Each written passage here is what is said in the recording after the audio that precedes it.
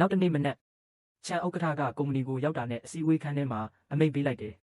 ကုမ္ပဏီမှာရှိတဲ့လက်ပတ်ငွေအကုန်ထုတ်လိုက်ဒရိုက်တာတွေအကုန်အံ့ဩသွားတယ်ဥက္ကဋ္ဌကြီးကုမ္ပဏီမှာငွေသိမ့်မကျန်တော့ဘူးနော်ဥက္ကဋ္ဌကြီးမှာဘွားခါရှိသေးတယ်မဟုတ်လားချန်ဥက္ကဋ္ဌကခေါင်းခါလိုက်တယ်အဲ့ဒီကတ်မတုံးဘူးကုမ္ပဏီငွေနဲ့ပဲဝင်မယ်ပန်တောင်ဓာတုစက်ရုံဟောင်းပေးကမြေလွတ်3ခွက်ကိုချန်အုပ်စုနာမည်နဲ့အကုန်ဝင်ဒရိုက်တာတွေထိတ်လန့်သွားတယ်ဥက္ကဋ္ဌကြီးအဲ့ဒီနေရာကမြို့တော်မှာနာမည်ကြီးအစိတ်တစ်မြေပဲငှက်တောင်မနာတဲ့နေရာကိုဘာလို့ဖို့ဝင်မှာလဲချန်ဥက္ကဋ္ဌကအေးဆက်ဆက်ပြောလိုက်တယ်မင်းမနေနဲ့အခုချက်ချင်းသွားလို့အဲ့ဒီအချိန်မှာပဲချန်ရွေကငိုယိုပြီးအစည်းအဝေးခန်းထဲပြေးဝင်လာတယ်ဖေဖေဒီမြေကွက်ကိုမဝယ်ပါနဲ့ချန်ဥက္ကဋ္ဌကမျက်မှောင်ကျုပ်သွားတယ်မင်းဘလို့ထွက်လာတာလဲငါမင်းကိုအခန်းထဲမှာအပြစ်ပေးထားတာမဟုတ်ဘူးလားချန်ရွေကမျက်ရည်ကျပြီးပြောတယ်ဖေကျမကိုစိတ်ဆိုးနေသေးတာသိပါတယ်ဒါပေမဲ့ဒီကိစ္စကချန်အုပ်စုရဲ့အသက်သွေးကြောနဲ့ဆိုင်နေကျမမတားလို့မဖြစ်ဘူးချန်ဥက္ကဋ္ဌကအေးအေးဆေးဆေးပြန်ပြီးလိုက်တယ်ဒါဆိုပြောစမ်းဘလို့အသက်သွေးကြောနဲ့ဆိုင်တာလဲချန်ရွေကသူ့ဘေးကလူတစ်ယောက်ကိုညွှန်ပြလိုက်တယ်ဖေဒီကတိုင်ဖေးကပ်ပီတယ်ရဲ့မန်နေဂျာဝန်ပါ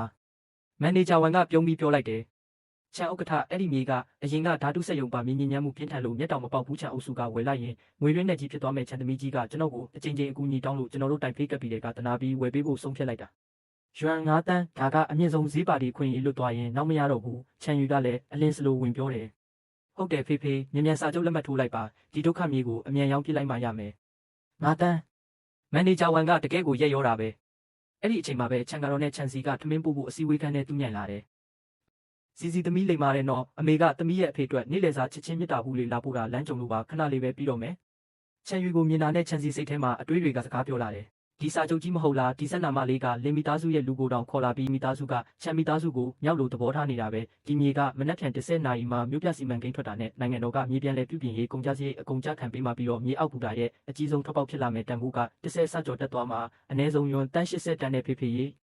လုံးဝလက်မှတ်မထိုးနဲ့လက်မှတ်ထိုးလိုက်တာနဲ့အရန်တုံးတဲ့လူဖြစ်သွားမယ်ဒီဝန်မန်နေဂျာဆိုတဲ့ကောင်ကလင်မီသားစုတခင်လေးလင်စီရွှမ်ရဲ့ခွေးပဲသူတို့ကယွမ်9 တန်းနဲ့ယွမ်တန်း80တန်းနဲ့ရတနာမြေကိုလိမ်ယူချင်နေတ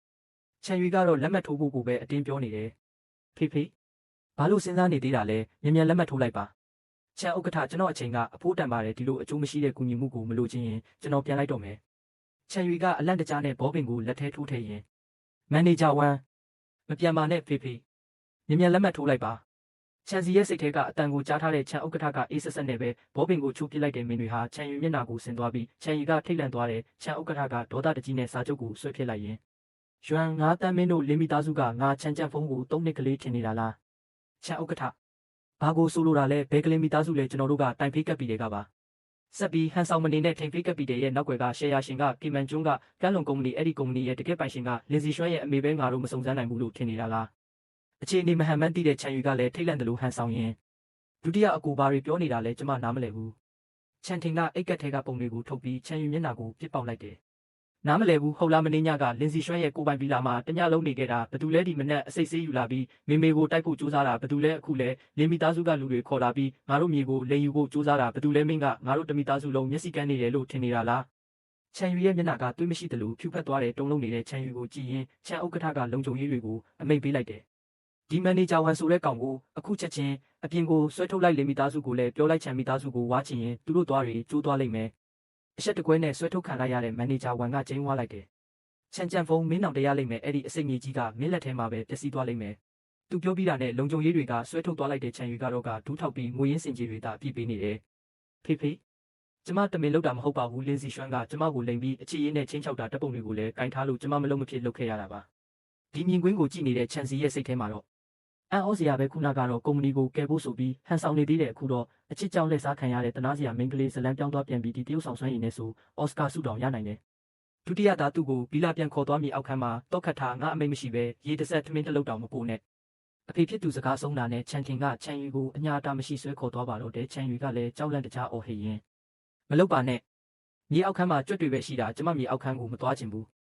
နောက်တစ်နေ့ TV မှာကြီးညာနေတဲ့သတင်းကိုချန်မီသားစုဝင်တွေစိတ်လှုပ်ရှားစွာနဲ့နားထောင်နေကြတယ်အထက်ရရှိများ၏ခွင့်ပြုချက်အရမြို့ရှိဘက်ရှိဓာတုစက်ရုံဟောင်းနေရာကိုနိုင်ငံတော်အဆင့်မြေစီလွှာကေဟစနစ်ပြန်လည်ထူထောင်ရေးစီမံကိန်းစတင်ကောင်းထဲပေါ်တော့မည်ဖြစ်ပြီးကုန်ကျစရိတ်အားလုံးကိုနိုင်ငံတော်ဗန်ဒါမှအပြည့်အဝကြခံပေးမည်ဖြစ်ပြီးအဆိုပါနေရာကိုမြို့အရှိစီးပွားရေးဖွံ့ဖြိုးရေးဇုံ၏အဓိကဗဟိုနယ်မြေဖြစ်သတ်မှတ်မည်ဖြစ်သည့်ထို့ပြင်မြေအောက်ရထားလိုင်း18အနှစ်နှစ်တိုး၏အဓိကအပြောင်းလဲစခန်းကိုလည်းအဆိုပါမြေနေရာ၏အောက်တက်တဲ့တွင်စတင်တည်ဆောက်မည်ဖြစ်သည်ဥက္ကဋ္ဌကြီး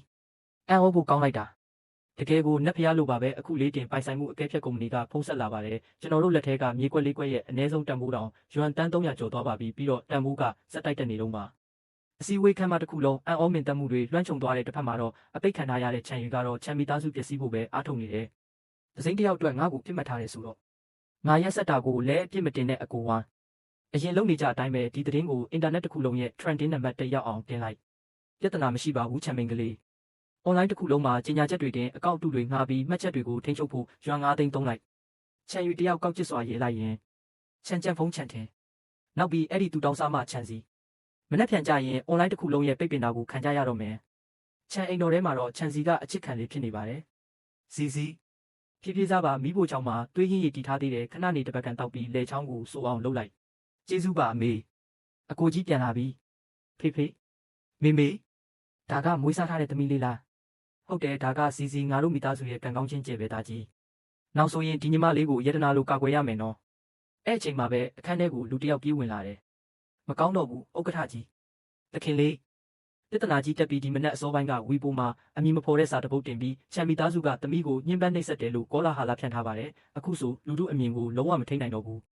အောက်ကရတွေဒါချန်ယူဆိုတဲ့ကျေးဇူးကံမလုပ်တာပဲမင်းညကသူ့မြေအောက်ခန်းမှာနိုင်ဝက်တောင်မနေရပဲအခန်းထဲပြန်ခေါ်လာခဲ့တာအခုကျတော့ငါတို့ကိုပြန်ဆွဆွဲရဲနေတယ်ပထနာကဘာလုပ်နေတာလဲဘာလို့ trending ကိုမချနိုင်တာလဲမချနိုင်ပါဘူးတစ်ဖက်ကပတ်စံအများကြီးသုံးပြီးအကောင့်အတုတွေငှားထားတာပါ online တစ်ခုလုံးမှာဒီသတင်းပဲပြတ်နေတာဒီနေ့ store ဈေးကွက်ဖွင့်တာနဲ့ကျွန်တော်တို့ company share 300ခိုင်နှုန်းကျသွားပါတယ်မိုးမတိုင်ခင်မရှင်းလင်းနိုင်ရင်ဆုံးရှုံးမှုကမခံမနိုင်တော့အောင်ကြီးမားပါလိမ့်မယ်အားလုံးပြရာခက်နေပေမဲ့ချန်စီကအစားတော်မပြတ်ပါဘူးရေရလို့တည်တော့မယ်ဒီစက်နာမလေးပါအကြီးစားလက်ကွက်ထုံမလဲထင်နေတာဒါလေးပဲလားဒီညံရင်နဲ့ချမ်းသာတဲ့မိသားစုမှာအခုထိဘလို့နေနိုင်ခဲ့တာလဲအကြောင်းစုံကိုမသိသေးတဲ့အကြီးဆုံးသားကချန်စီစိတ်ထဲကအတန်ကိုကြားလိုက်ရလို့မြင့်တက်သွားတယ်ဘသူပြောနေတာလဲအမည်မဖော် post တင်အကောင့်တူငှားပြီးကောလာဟာလာဖြန့်တာအကြံကတော့စိုးတယ်ဒါပေမဲ့ဝီဘိုအကောင့်သေးလေးသုံးရင်အလိပ်စာပြောင်းဖို့တောင်မေးသွားတယ်သုံးထားတာလဲငါတို့အိမ်က wifi မဲ့ကွန်ရက်အကြောင်းနည်းနည်းသိတဲ့သူဆိုဒီ post ကချန်အင်ကြီးရဲ့ road ကနေတင်ထားတာမှန်သိသွားမှာဖတောင်မလို့ဘူးအလိပ်စာကိုသူ့မျက်နှာပေါ်ပြစ်တင်လိုက်ရုံနဲ့နေရာမှာတင်တေချာပေါက်အဆက်ကွဲသွားလိမ့်မယ်တာကြီးဘလို့ကင်တွင်မလဲသူ online မှာတရုပ်ဆောင်ရတာကြိုက်ရင်ကျွန်တော်ကသူ့အတွက် internet တစ်ခုလုံးမှာအကြီးဆုံးစင်မြင့်စောက်ပေးမယ်အဖိုးချမ်းနားထောင်ပထမအမှုဆောင်တွေကိုဆက်သွယ် trending ကိုမဖြုတ်နဲ့ဖြုတ်ယုံတင်မကဘူးနောက်ထပ်ရွမ်9တန်းသုံးပြီးဒီသတင်းကိုနံပါတ်1နေရာမှာမြင့်မြတ်ထားလိုက် internet တစ်ခုလုံးမြင်ရအောင်တခင်လေးယူသွားပြီလားဒါဆို share ရစေငါပြောတဲ့အတိုင်းလုပ်ဒုတိယ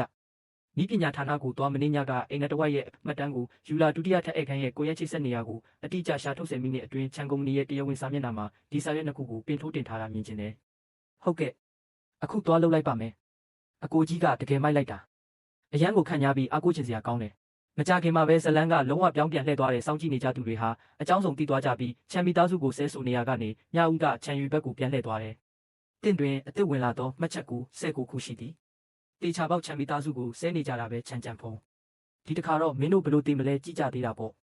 သူများကိုမကောင်းကြံပြီးသူ့ကိုသူဟုတ်လာပြီးထင်နေတဲ့ချန်ယူတယောက်အစ်စ်ဝင်လာတဲ့ comment တွေမှာအကုန်လုံးကအကြောင်းစုံကိုသိသွားကြပြီးသူမောက်ကိုဆဲထားတာတွေ့တော့အံ့ဩသွားတဲ့အချိန်မှာပဲအကိုအကြီးဆုံးကတကားကိုဖြတ်ပြီးအထက်တူးညိုင်လာတဲ့ကိုကြီးကိုမြင်လိုက်တာနဲ့ချန်ယူတယောက်ကြောက်လက်တကြားနဲ့ခြေထောက်ပြေးဖက်ပါတော့တယ်အကိုကြီးကျမစကားကိုနားထောင်ပါဦးတယောက်ယောက်ကကျမအကောင့်ကိုခိုးသုံးသွားတာပါကျမအကောင့်တို့လည်းမငှားထားပါဘူး